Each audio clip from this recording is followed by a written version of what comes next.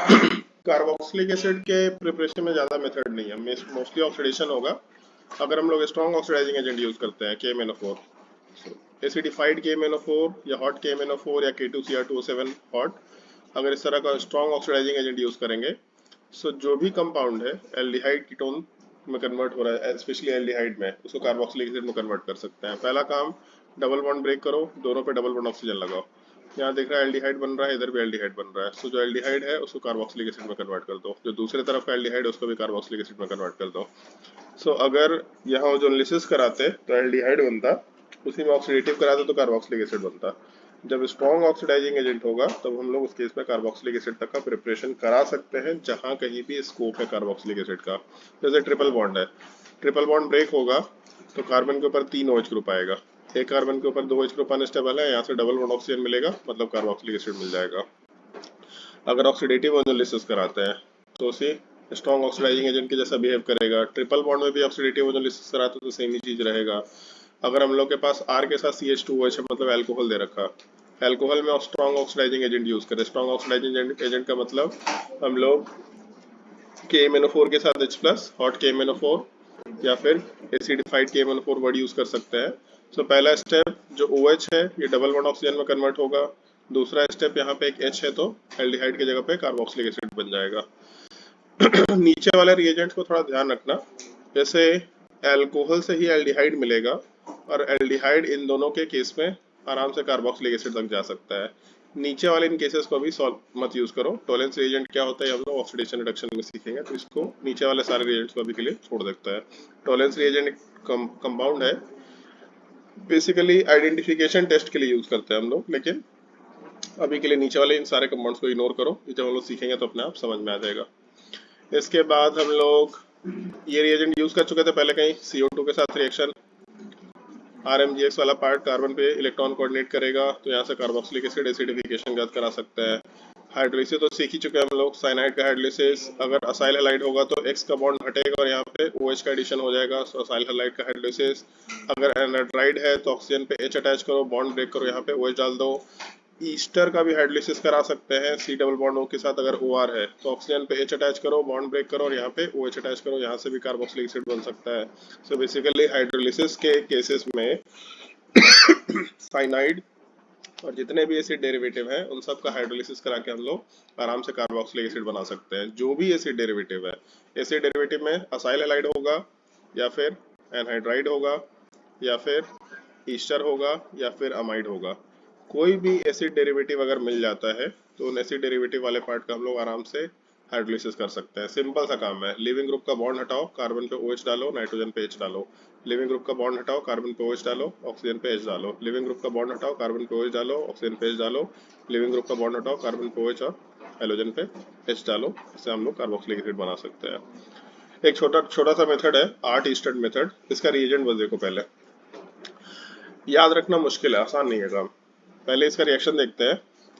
पहला काम SOCl2 के साथ रिएक्शन पहले सीख चुके हैं हम लोग, बट इसमें एक चीज देखो, CH2 को स्टार मार्क किया हुआ है, डाइजोमीथेन CH2N2, इसमें कार्बन को स्टार मार्क किया हुआ है केवल, उसका एक पर्पस है। रिएक्टेंट में और प्रोडक्ट में एक छोटा सा डिफरेंस है CH2 का, जो स्टार मार्क वाला CO2 है, CH2 है, बेसिकली कार्बन 14 वो बीच में आ गया। सो अगर कभी भी SOCl2 डाइजोमीथेन दिया, AgOH के साथ H3O+ दिया, सो बस कार्बन चेन और कार्बोक्सिलिक एसिड के बीच में इस कार्बन को बीच में डाल देना है। लेकिन एक चीज ध्यान रखना है, ऐसा नहीं कि बस CH2 और SOCl2 को देख करके ये काम कर दिया, नीचे के रिएजेंट्स भी होने चाहिए। अगर नीचे का रिएजेंट्स नहीं होगा तो कुछ और भी प्रोडक्ट बन सकता है। कैसे बनेगा प्रोडक्ट, एक एक करके डिस्कशन करते हैं। सबसे पहला काम, कार्बोक्सिलिक एसिड SOCl2 के साथ रिएक्शन करेगा तो क्या बनाएगा, तो जो C डबल बॉन्ड O के साथ OH है, यहाँ का OH हटेगा, यहाँ पे Cl ग्रुप अटैच हो जाएगा। सो सबसे पहला काम असाइल हैलाइड का फॉर्मेशन हुआ।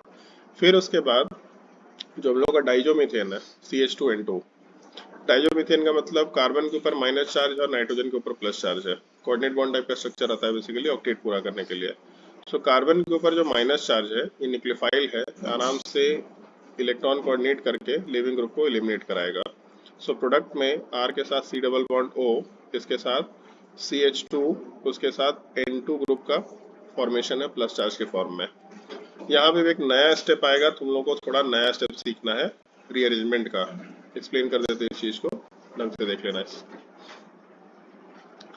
R के साथ C double bond O present है, इसके साथ CH2 और यहाँ N2 प्लस प्रेजेंट है। अभी हम लोग नेक्स्ट स्टेप में AgOH डाल रहे हैं।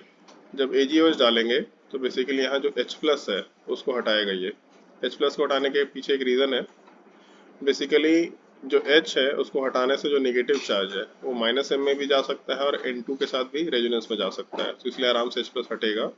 जब H प्लस हटेगा तो प्रोडक्ट में ऐसा कुछ स्ट्रक्चर आएगा। R के साथ C double bond O, carbon के साथ एक हाइड्रोजन एक माइनस चार्ज और इसके साथ N2 प्लस जो है जब ये हटेगा तो N2 के फॉर्म में लिविंग ग्रुप हटेगा। बहुत ही अच्छा लिविंग ग्रुप है, गैसेस लिविंग ग्रुप है। पहले भी हम लोग डिस्कशन कर चुके थे डाइजोनियम सॉल्ट में। यहाँ का स्टेप का थोड़ा ध्यान रखना, बड़ा अजीब टाइप का, एक नया टाइप का स्टेप होता है और ये स्टेप आगे फिर रिपीट होगा। ऐसा स्टेप थोड़ा आगे जाके कॉमन टाइप का निकल के आएगा। सबसे पहला चीज, कार्बन का नेगेटिव चार्ज रेजोनेंस में जाएगा। सो बार बार रेजोनेंस हो सकता है, पाई बॉन्ड ब्रेक करेगा, पाई बॉन्ड बनेगा, पाई बॉन्ड ब्रेक करेगा, पाई बॉन्ड बनेगा। बट अगर N2 प्लस अच्छा लिविंग ग्रुप है, ये हटने के टेंडेंसी में है, तो एक स्टेप और भी हो सकता है। जब कार्बन का नेगेटिव चार्ज इलेक्ट्रॉन कोऑर्डिनेट किया पहला स्टेप, तो ये जो बगल वाला कार्बन चेन है, ये कार्बन चेन वाला पार्ट ब्रेक करके R माइनस का फॉर्मेशन कराएगा। यही R माइनस फिर से इस कार्बन पे इलेक्ट्रॉन कोऑर्डिनेट करके लिविंग ग्रुप को हटाएगा। सो बेसिकली हम लोग इसको इस तरीके से लिखते हैं, इतना लंबा नहीं करते हम लोग, नॉर्मली इस तरीके से लिखा करते हैं रीअरेंजमेंट के स्टेप में। इसको रीअरेंजमेंट बोला करेंगे हम लोग। जब कार्बन का नेगेटिव चार्ज रेजोनेंस में जाने की कोशिश करेगा तो जो कार्बन चेन का बॉन्ड है इधर वाला पार्ट, ये पार्ट बगल वाले कार्बन पे शिफ्ट होगा और नाइट्रोजन क्योंकि बहुत अच्छा लिविंग ग्रुप है इसलिए इसको आराम से एलिमिनेट करेगा। सो अपने प्रोडक्ट वाले पार्ट में जो स्ट्रक्चर है इसमें C double bond O present है, दूसरा यहाँ C डबल बॉन्ड C बन जाएगा और जो कार्बन चेन था ये उठ करके यहाँ से नीचे चला गया R के ऊपर और N2 वाला पार्ट तो वैसे ही बाहर निकल चुका है। सो नेगेटिव चार्ज न्यूट्रलाइज भी हो गया, N2 वाला पार्ट लिविंग ग्रुप के जैसा हट भी गया, आराम से कंपाउंड का फॉर्मेशन हुआ। अब इस कंपाउंड को थोड़ा अरेंज कर लेते हैं। R के साथ C डबल बॉन्ड ऑक्सीजन। जब हम लोग का C डबल बॉन्ड ऑक्सीजन होता है तो इसको हम लोग नॉर्मली कीटोन बोला करते हैं। जब अल्केन के साथ C डबल बॉन्ड होता है तो कीटोन बोलते हैं। यहाँ अल्कीन के साथ C डबल बॉन्ड वो है, इस चीज को हम लोग कीटोन नहीं बोला करते हैं, इस चीज को हम लोग कीटीन बोला करते हैं। ये नाम ध्यान रखना। कीटीन का फॉर्मेशन होता है एज एन इंटरमीडिएट। तो सबसे पहले स्टेप में SOCl2 रिएक्शन किया, SOCl2 वाला पार्ट OH को हटाया, असाइल हैलाइड बनाया। दूसरे स्टेप में डाइजोमीथेन सिंपल SNAE रिएक्शन किया, इलेक्ट्रॉन कोऑर्डिनेट करके Cl को हटाया। तीसरे स्टेप में सिंपल एसिड बेस रिएक्शन होगा और चौथे स्टेप में रीअरेंजमेंट का एक स्टेप है, मतलब सॉरी तीसरे स्टेप में ही एसिड बेस रिएक्शन के साथ साथ रीअरेंजमेंट का स्टेप है। चौथा एक और स्टेप है जो हम लोग को फॉलो करना है यहाँ पे। तो यहाँ पे एक छोटा सा पार्ट एक्स्ट्रा ऐड कर लेते हैं, लिख लेते हैं कीटीन। यहाँ तक तीसरा स्टेप है। इसके बाद जब हम लोग इस कीटीन वाले पार्ट में वाटर को ऐड करेंगे, फिर से सेम चीज, ऑल्दो ज़्यादा सेंस नहीं इस चीज़ का, कार्बन वाला पार्ट ऑक्सीजन से अटैच्ड है। सो कार्बन के ऊपर आराम से OH का एडिशन कर सकते हैं हम लोग। सो H2O या H3O प्लस में से जो OH वाला पार्ट ऐड आएगा इसको यहाँ पे ऐड कर दिया। सो यहाँ पे बॉन्ड को ब्रेक करके ऊपर ऑक्सीजन के ऊपर -4 डाल सकते हैं जिसमें H प्लस का एडिशन हो जाएगा। तो सारा स्टेप एक ही बार में कर रहा है। R के साथ C डबल बॉन्ड C, इसके ऊपर एक OH ग्रुप वाले पार्ट का फॉर्मेशन हो गया और एक और नीचे से भी OH ग्रुप का एडिशन हो रखा था, लेकिन यहाँ पे इनॉल फॉर्म बना हुआ है। अगर इनॉल फॉर्म है तो ये पार्ट अपने आप को टॉटमराइज करेगा और टॉटमराइज करके अपने आप को कीटोन में कन्वर्ट कर लेगा, C डबल बॉन्ड C यहाँ पे OH। सो कार्बोक्सिलिक एसिड बन गया। बट एक चीज देखो यहाँ पे, और इस स्टेप को थोड़ा ढंग से समझने की कोशिश करना, जिसको हम मार्क करते जाएंगे उसका थोड़ा ध्यान रखना। येलो कलर से मार्क कर लेते हैं। सबसे पहला चीज, यहाँ जो कार्बोक्सिलिक एसिड था जैसा था वैसे ही रह गया, बट जब डाइजोमीथेन का रिएक्शन होना शुरू हुआ है तो सबसे पहला स्टेप, डाइजोमीथेन जब कार्बन पे इलेक्ट्रॉन कोऑर्डिनेट किया तो जो डाइजोमीथेन वाला कार्बन है केवल इसको हाईलाइट कर रहा है, ये स्ट्रक्चर। R के साथ C डबल बॉन्ड हो, फिर जो डाइजोमीथेन का कार्बन है ऐसा, फिर उसका N2। फिर जब आगे गए एसिड बेस रिएक्शन करा है तो डाइजोमीथेन वाला कार्बन हाईलाइटेड है, एसिड बेस रिएक्शन हुआ, यहाँ नेगेटिव चार्ज मिला डाइजोमीथेन वाला कार्बन। फिर उसके बाद डाइजोमीथेन वाला कार्बन रीअरेंजमेंट में जब गया तो कार्बन चेन उसी कार्बन पे चला गया जो डाइजोमीथेन की तरफ से आया था, मतलब इस कार्बन को हाईलाइट कर सकते हैं। सो R के साथ पहले कार्बोक्सिलिक एसिड वाला COH ग्रुप था, लेकिन अभी डाइजोमीथेन वाला कार्बन आ गया है। फिर नीचे भी वही एसोसिएट कर लेते हैं आगे डाइजोमीथेन वाला कार्बन, डाइजोमीथेन वाला कार्बन, और यहाँ पे भी एग्जैक्टली वही चीज है। सो पहले एक कार्बोक्सिलिक एसिड था हम लोग के पास, लेकिन बाद में जब रिएक्शन हुआ तो इसमें R और कार्बोक्सिलिक एसिड के बीच में एक कार्बन चेन आ गया जो कि डाइजोमीथेन की तरफ से आया है। बस ये इन्फॉर्मेशन ध्यान रखना है। सो बेसिकली बड़ा यूनिक रिएक्शन है आर्ट ईस्टर्ट रिएक्शन। नाम थोड़ा ध्यान रखना, आर्ट ईस्टर्ट रिएक्शन। बेसिकली एक कार्बोक्सिलिक एसिड को यूज करके हम लोग दूसरा कार्बोक्सिलिक एसिड बना रहे हैं। मतलब स्टार्टिंग मटेरियल भी कार्बोक्सिलिक एसिड है और एंडिंग मटेरियल भी कार्बोक्सिलिक एसिड है, लेकिन बस एक मॉडिफिकेशन है। अगर हम लोगों को कार्बोक्सिलिक एसिड केवल एक कार्बन से इंक्रीज करना है तब हम लोग इस मेथड को यूज कर सकते हैं। बस इसीलिए इस मेथड को थोड़ा ध्यान रखना है। लेकिन लास्ट का जो स्टेप है ये थोड़ा जेनरिक स्टेप है। जैसे मान लो कीटीन बना, इस कीटीन में अगर हम लोग H2O का एडिशन कराए in the presence of H+, तो OH ऐड हुआ, बट H2O की जगह अगर मान लो अल्कोहल का एडिशन कराते हैं तो अल्कोहल के एडिशन में क्या बनेगा। तो नीचे लिख लेते हैं रिएक्शन वाले पार्ट को।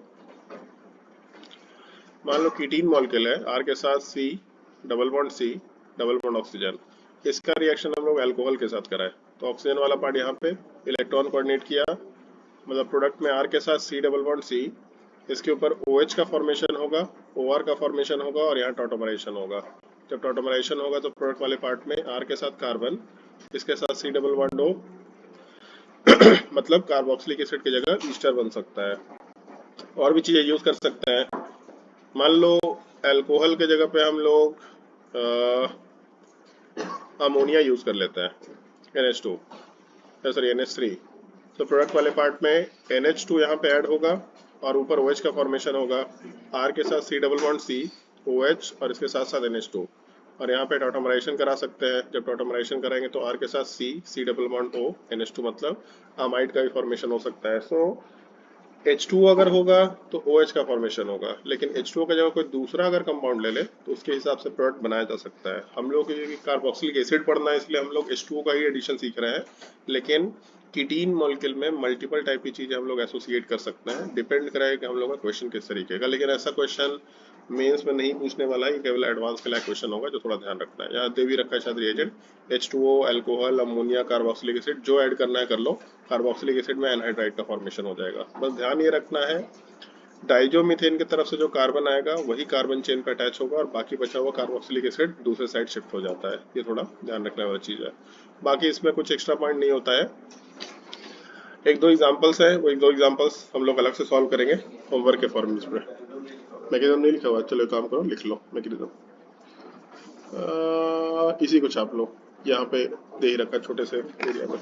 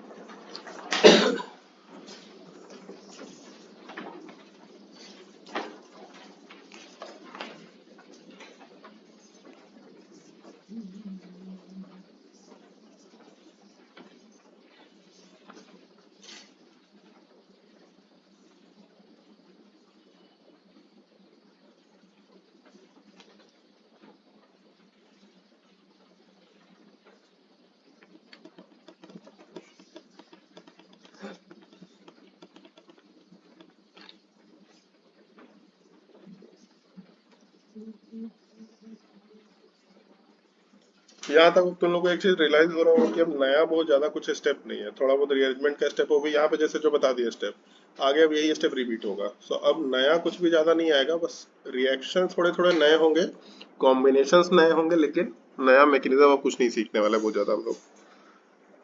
बस एक अल्फा कार्बन पे रिएक्शन है जो नया सीखेंगे, जो कि हम लोग का नेम रिएक्शन का पार्ट होगा।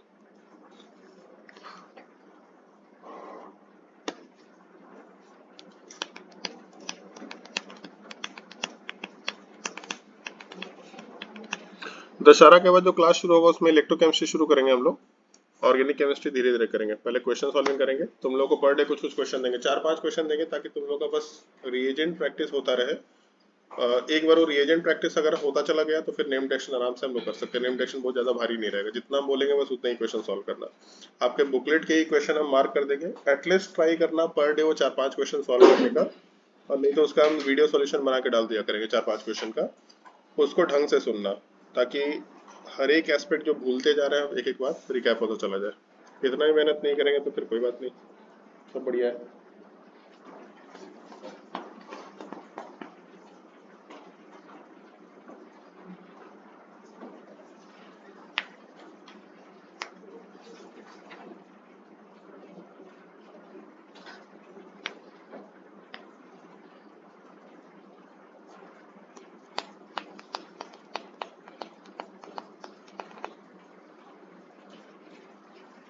सेकंड स्टेप में वो डायज़ोमिथेन जो उसमें तीसरा हाइड्रोजन है उसमें जो ऑक्सीजन का लोन करते हैं। हाँ मतलब तीसरा हाइड्रोजन नहीं है, 2 हाइड्रोजन था जिसमें से एक हाइड्रोजन को नीचे डाल करके दिखाया है। एक हाइड्रोजन लिखना है तो एक भी लिख लो, कोई दिक्कत नहीं है। हाँ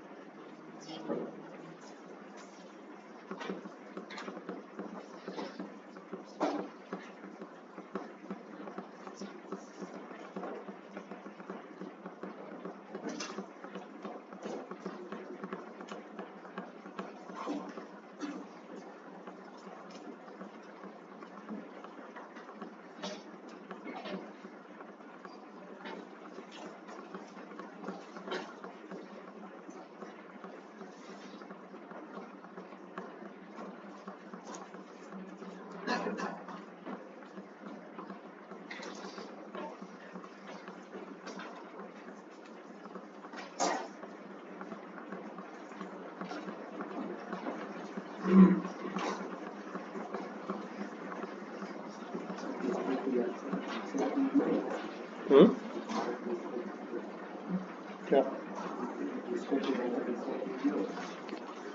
पुराने वाले सेटिंग किया हुआ, नए वाले में दिया। नोट कर लिया, आगे बढ़े।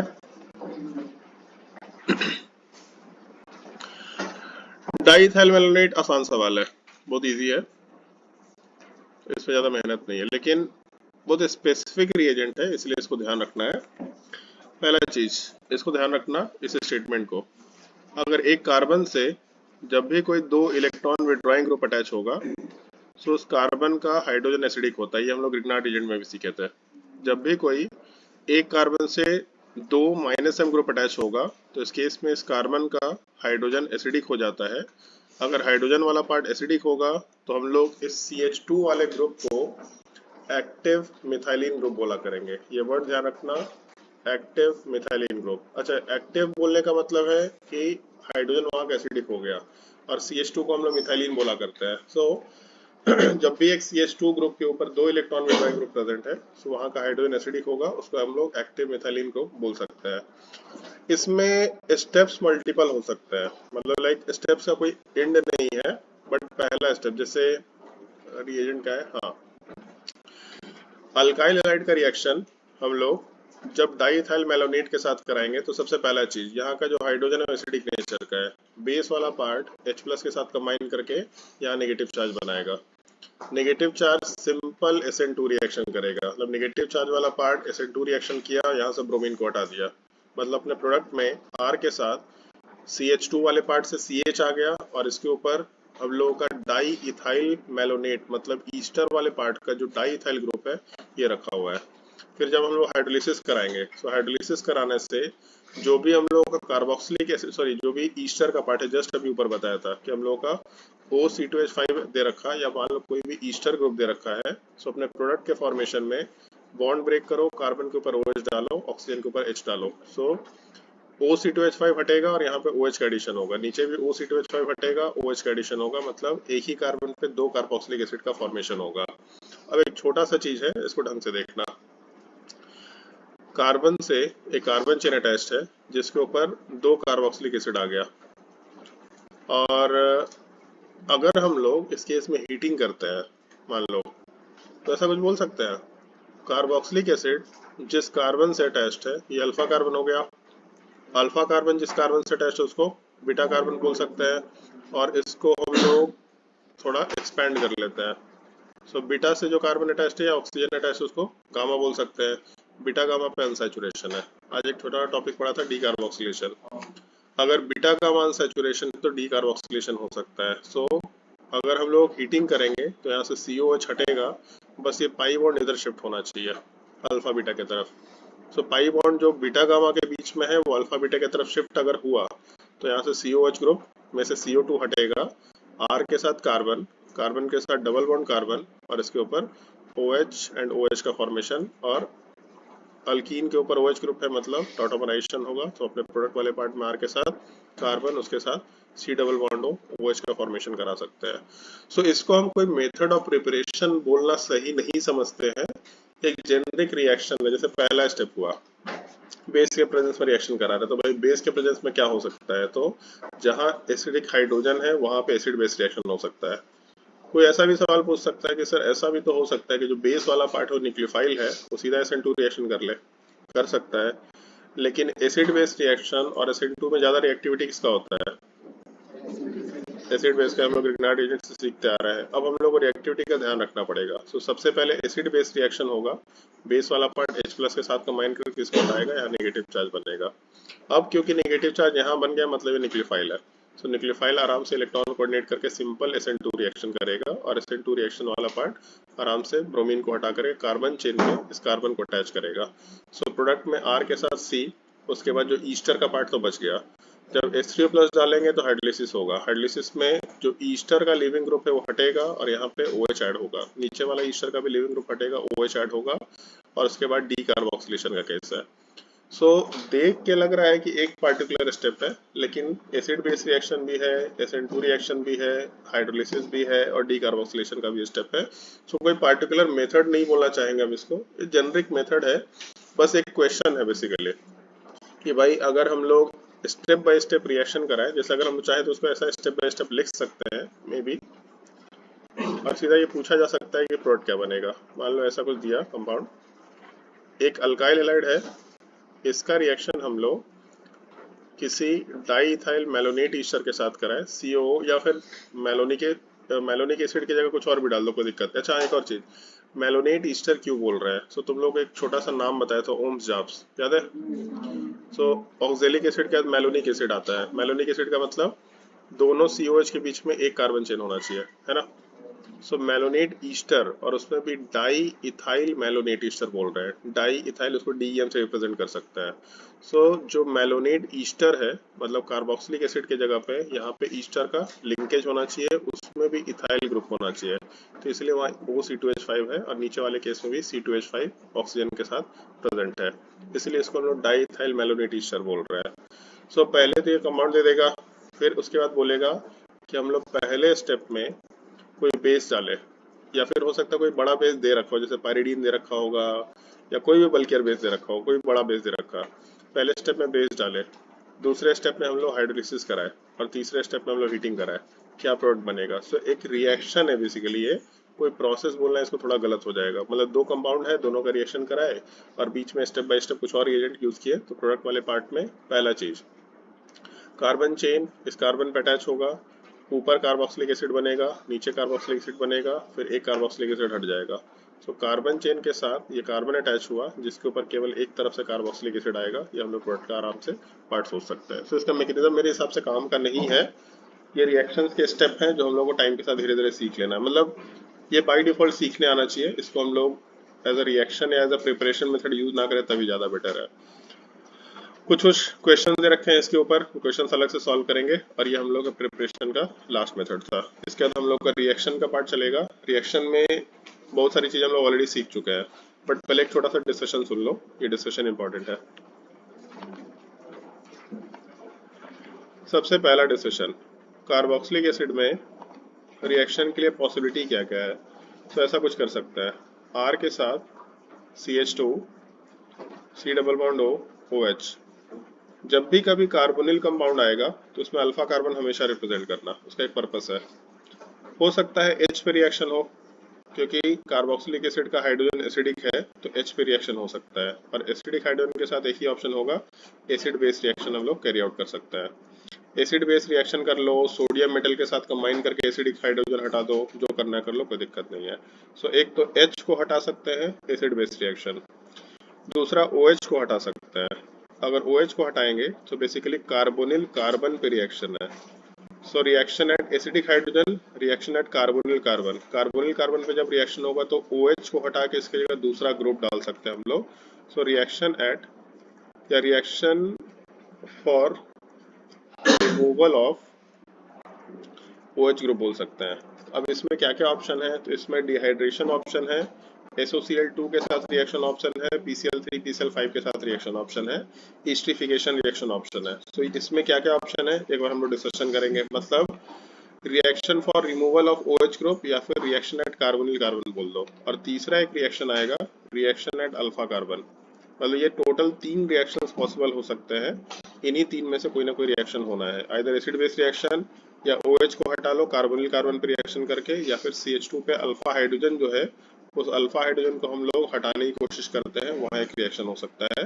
तो सबसे पहला रिएक्शन शायद दे रखा है SOCl2 के साथ रिएक्शन, आ गया रिएक्शन पहला तो एसिड बेस दे रखा है। चलो एसिड बेस रिएक्शन तो हम लोग पहले डिस्कस कर चुके हैं, feasibility of acid base reaction, ये वर्ड याद है सबको, इफरवेसेंस सीखे थे हम लोग, ठीक है। सो इफरवेसेंस तो हम लोग को मालूम है, बस feasibility of acid base reaction सीखना है, उससे काम हो जाएगा। पहला एसिड बेस रिएक्शन है। दूसरा रिएक्शन एट OH ग्रुप या रिएक्शन कार्बोनिल कार्बन बोलो तो ज्यादा बेटर है, बेसिकली जो OH है उसका रिमूवल कर रहा है। सो SOCl2 के साथ रिएक्शन या PCl3 के साथ रिएक्शन, PCl5 के साथ रिएक्शन, OH हटेगा, वहां पे हेलोजन ग्रुप अटैच हो जाएगा, ऐसा कर सकते हैं। ये छोटा सा पॉइंट याद है आप लोग को, PCl3 के जगह पे रेड फॉस्फोरस प्लस H2 भी दे रखा हो सकता है, इसको ध्यान रखना। ऑल्दो आगे इसका एक यूनिक केस है, अभी आगे डिस्कशन करेंगे। इसको हम लोग HVZ रिएक्शन भी बोला करते हैं, हेल-वोलार-जेलिंस्की मेथड, HVG रिएक्शन बोल दो, HVZ रिएक्शन बोल दो, वहां पे भी हम लोग यही चीज यूज करते हैं, थोड़ा अलग टाइप का पर्पस है वहाँ पे। बट ये ध्यान रखना SOCl2 PCl3 PCl5 आराम से OH के जगह पे Cl ग्रुप लेके आ जाएगा। सो एक चीज देखो, यहाँ पे ऐसा बोल सकते हैं कि यहाँ अगर हेलोजन लग रहा है, इसका मतलब असाइल हैलाइड का प्रिपरेशन हो रहा है, इसे यहाँ साइड में लिखा हुआ भी असाइल हैलाइड का प्रिपरेशन। अब हम लोग असाइल हैलाइड टॉपिक नहीं पढ़ेंगे, उसका प्रिपरेशन ऑलरेडी यहाँ पे डिस्कस कर चुके हैं हम लोग। उसके बाद आगे चलते हैं, अगला टॉपिक है dehydration of carboxylic acid. So dehydration ये हम लोग नोमेनक्लेचर से सीखते आ रहे हैं, अगर तुम लोग को याद हो। सो एनहाइड्राइड का नोमेनक्लेचर करते वक्त एक चीज बताया था कि अगर हम लोग का एनहाइड्राइड ग्रुप दे रखा, R के साथ C double bond O, oxygen के साथ C double bond O, R group. So पहले तो इस पे H अटैच करते थे, कोई एक बॉन्ड को ब्रेक करके OH अटैच करते थे, जो दोनों एसिड आता था उससे नोमेनक्लेचर डिसाइड करते थे। यहाँ हम लोग उल्टा कर रहे हैं कि एनहाइड्राइड बनता कैसे है। सो एक कार्बन से OH हटेगा, एक कार्बन से H हटेगा, और हम लोग आराम से ईस्टर का फॉर्मेशन करा सकते हैं। उस टाइम पे भी प्रिपरेशन बताया था कि OH और H को हटाओ, वहां से एनहाइड्राइड बना लो। एनहाइड्राइड बनाने का मतलब H2O रिमूव कर रहे हैं, मतलब डिहाइड्रेशन कर रहे हैं। सो डिहाइड्रेटिंग एजेंट्स चाहिए। डिहाइड्रेटिंग एजेंट में जितने भी E2 एलिमिनेशन के टाइम में तुम लोग ऑक्साइड्स बताए थे, वही सब यहाँ पे P2O3, P2O5, P4O10, POCl3, Al2O3, BS3, BF3, thorium oxide, इसके अलावा H+ भी ले सकते हैं, और हर एक के साथ हीटिंग ऐड होगा, ये थोड़ा ध्यान रखना है। मतलब जो डिहाइड्रेशन ऑफ अल्कोहल में रिएजेंट थे E1 और E2 के, वही रिएजेंट्स यहाँ पे भी हैं, लेकिन यहाँ पे हम लोग हीटिंग के साथ इसको एसोसिएट कर रहे हैं, सो आराम से प्रोडक्ट बन जाएगा। इसमें प्रोडक्ट बनाना मुश्किल नहीं है, लेकिन इसको हम लोग प्रिपरेशन ऑफ एनहाइड्राइड बोल सकते हैं। मतलब टॉपिक केवल डिहाइड्रेशन ऑफ कार्बोक्सिलिक एसिड नहीं है, ये प्रिपरेशन ऑफ एनहाइड्राइड का भी टॉपिक है, इसको थोड़ा ध्यान रखना। बाकी नीचे कुछ क्वेश्चंस है, ये आपको वर्कशीट में देंगे, इजी क्वेश्चंस है। मतलब बस 2 कंपाउंड लो, एक जगह से H हटाओ, एक जगह से OH हटाओ, प्रोडक्ट आराम से बन सकता है। इंट्रामोलिकुलर रिएक्शन, जैसे मान लो ये कंपाउंड है, इसका नाम क्या है, इसका इथाइलिन ग्लाइकोल नाम है, सक्सिनिक एसिड। सो अगर हम लोग इसमें हीटिंग करेंगे तो एक जगह से OH हटेगा, एक जगह से H हटेगा। सो अपने प्रोडक्ट में 2 कार्बन है, इसके अलावा एक जगह कार्बोक्सिलिक एसिड का C डबल बॉन्ड O आ गया, दूसरे वाले साइड में जो कार्बोक्सिलिक एसिड का C डबल बॉन्ड है वो तो रहेगा, और यहाँ से एक ऑक्सीजन कॉमन चला जाएगा। इसको हम लोग सक्सिनिक एनहाइड्राइड बोल सकते हैं। एनहाइड्राइड तो है, लेकिन सक्सिनिक एसिड से आया, इसलिए इसको हम लोग सक्सिनिक एनहाइड्राइड बोला करते हैं, इसको थोड़ा ध्यान रखना। इसमें एक दो केस है जो थोड़ा ध्यान रखना है। जैसे ये केस है, अगर सिस स्ट्रक्चर है, इसका नाम क्या है common name, commando common name, malic acid और एक फ्यूमरिक एसिड होता था। सो मैलिक एसिड से H और OH अगर हटाएंगे हम लोग तब उस केस में रिएक्शन हो जाएगा। लेकिन फ्यूमरिक एसिड में ट्रांस स्ट्रक्चर है, अगर ट्रांस स्ट्रक्चर है तो H और OH नहीं हट सकता, इसका मतलब यहाँ पे हीटिंग करने पर रिएक्शन नहीं होता है, इसका थोड़ा ध्यान रखना है। फिर इसको हम लोग थैलिक एसिड बोलते हैं। कार्बोक्सिलिक एसिड में बगल वाले कार्बन पे OH ग्रुप है, इसको थैलिक एसिड बोलते हैं। जब इसमें डिहाइड्रेटिंग एजेंट यूज करके हीटिंग करेंगे तो एक जगह से H हटेगा, एक जगह से OH हटेगा, मतलब थैलिक एनहाइड्राइड बनेगा। आगे इसका एक रिएक्शन भी है जिसको हम लोग सीखेंगे। सो थैलिक एनहाइड्राइड कैसे बन सकता है ये मालूम होना चाहिए, आगे हम लोग इसको यूज करना है। नीचे उसी टाइप के कुछ क्वेश्चंस हैं। एक जगह सिस स्ट्रक्चर है, सिस स्ट्रक्चर में H और OH हटेगा, प्रोडक्ट बनेगा, लेकिन ट्रांस स्ट्रक्चर में रिएक्शन नहीं होगा। बट ये क्वेश्चन स्टार मार्क करके रखा हुआ, इसको याद रखना है। अगर अमाइड में हम लोग हीटिंग करते हैं तो अभी भी डिहाइड्रेशन होता है, लेकिन नाइट्रोजन के ऊपर जो हाइड्रोजन है यहाँ से H2O हटा दो। सो कार्बन और नाइट्रोजन में सिंगल बॉन्ड पहले से है, अच्छा नीचे दे भी रखा है, कार्बन नाइट्रोजन में सिंगल बॉन्ड पहले से है, अभी यहाँ का डबल बॉन्ड हट रहा है और नाइट्रोजन से 2 हाइड्रोजन हट रहा है, मतलब यहाँ का भी डबल बॉन्ड हट रहा है। सो प्रोडक्ट वाले पार्ट में साइनाइड का formation. So dehydration of amide के केस में साइनाइड बन जाता है, ये एक छोटा सा रिएक्शन हम लोग को ध्यान रखना चाहिए। उसके बाद रिएक्शन ऑफ अमोनिया बताने का एक पर्पस है, इसका ज्यादा कुछ यूज नहीं, बट स्टिल मालूम रखना। सबसे पहला स्टेप इधर देख लो, बोर्ड पे देख लो बस। अगर हम लोग कार्बोक्सिलिक एसिड का रिएक्शन अमोनिया के साथ कराते हैं तो कार्बोक्सिलिक एसिड एसिड है, अमोनिया बेस है, H प्लस यहाँ से लूज करके NH4 प्लस बनाएगा। सो अमोनियम कार्बोक्सिलेट का फॉर्मेशन हो जाएगा, मतलब यहाँ पे RCO माइनस और NH4 प्लस बन रखा। जब इसमें हीटिंग करते हैं तो ये सॉल्ट वाला पार्ट खुद से डिसोसिएशन करके अमाइड का फॉर्मेशन करता है। तो हम लोग प्रोडक्ट में H2O अलग कर लेते हैं डिहाइड्रेशन से और अमाइड का फॉर्मेशन होता है, इसको एज अ रिएक्शन याद रखना।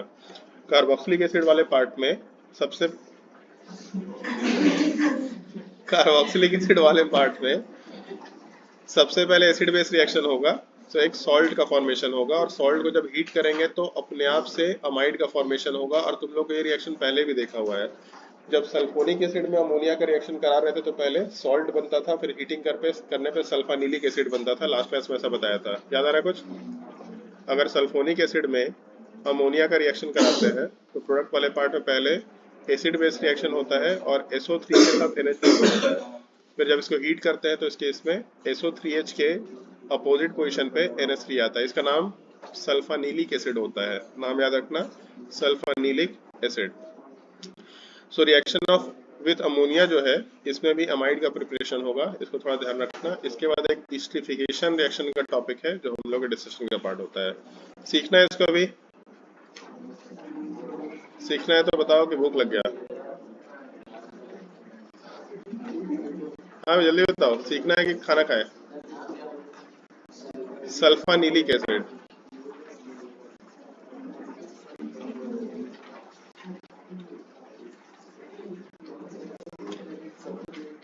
हाँ जल्दी बताओ, सीखना है क्या? क्या आज के लिए कार्यक्रम समाप्त करें? समाप्त करें? इतने में हालत खराब हो गया। चलो ठीक है, काम करते हैं, शांत हो जाओ। कार्बोक्सिलिक एसिड के पार्ट में जो एस्टरिफिकेशन रिएक्शन है सबसे इंपॉर्टेंट पार्ट था, ये तो हम लोग डिस्कशन आज नहीं कर रहे हैं क्योंकि कुछ दिमाग में घुसेगा नहीं तुम लोगों के। Esterification reaction one of the most important reaction है, ये अच्छे से सीखना चाहिए। इसके बाद एसिड डेरिवेटिव में कुछ भी नहीं है, वो हम लोग पहले ही पढ़ चुके हैं, यहाँ पर नीचे लिखा हुआ। चलो एक बार एक छोटा सा हम बस ओवरव्यू देते हैं। एस्टरिफिकेशन रिएक्शन हम लोग डिटेल में पढ़ेंगे, इसका एक एक छोटा से छोटा एस्पेक्ट हम लोग सीखेंगे, बहुत ही इंपॉर्टेंट पार्ट है भाई। फिर बात कर रहा है, फिर इसके आगे ये एक छोटा सा रिएक्शन है HVZ reaction, reaction at alpha carbon, ये एक छोटा सा टॉपिक है, ये दोनों हम लोग एक साथ सीखेंगे। इसके बाद एसिड डेरिवेटिव है, एसिड डेरिवेटिव हम लोग ऑलरेडी सीख चुके हैं, प्रिपरेशन तो अभी सीख चुके हैं और रिएक्शन हम लोग पहले ही सीख चुके हैं। SNA नहीं तो SNTH रिएक्शन होता है। तो एसिड डेरिवेटिव में हम लोग के पार्ट डिस्कशन करना है, कुछ पार्ट नहीं है। ये पार्ट याद है, एक्टिविटी बताया था पहले कभी?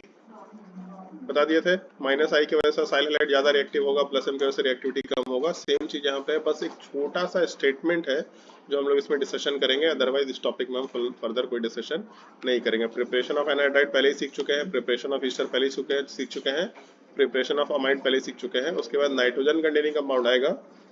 नाइट्रोजन कंटेनिंग कंपाउंड 15 मिनट का टॉपिक है, इससे ज्यादा इसमें नहीं रहेगा कुछ। ऑल्दो एनसीईआरटी में सबसे बड़ा टॉपिक है, लेकिन मोस्टली इसके जो भी चीजें हम लोग पहले सीख चुके हैं। सो हम लोग के हिसाब से नाइट्रोजन कंटेनिंग कंपाउंड में कुछ भी नहीं रहेगा। जो बचा कुछ पार्ट इसका वो सब नेम्ड रिएक्शन में आएगा, हम लोग नेम्ड रिएक्शन में अलग से डिस्कशन करेंगे। एक दिन हो सकता है कि आप लोगों का क्लास अब लगा है 25 तारीख को, मे बी पॉसिबल है। 25 को स्कूल खुला है क्या तुम लोग का? कितने लोग का स्कूल खुल गया है?